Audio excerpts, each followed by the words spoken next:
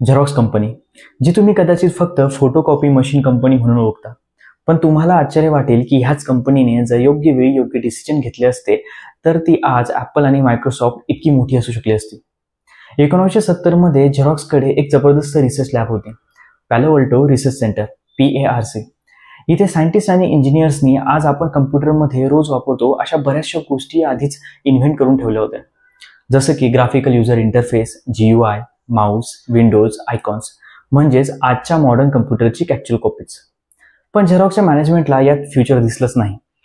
त्यांचं लक्ष फक्त फोटोकॉपियर मशीनमध्येच होतं, कारण त्यावेळी त्यांचा फोटोकॉपीचा बिझनेस हा उच्च शिखरावर होता आणि एकंदरीत त्यांनी ही गोल्डन ऑपॉर्च्युनिटी दुर्लक्ष केली.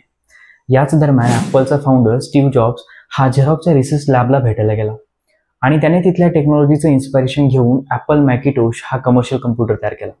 काही वर्षांनी मायक्रोसॉफ्टने पण ह्याच कल्पनेवर आधारित विंडोज लॉन्च केलं आणि आज आपल्याला माहितीच आहे की ॲपल आणि मायक्रोसॉफ्ट हे जगातील सर्वात मोठ्या कंपन्या झाल्या.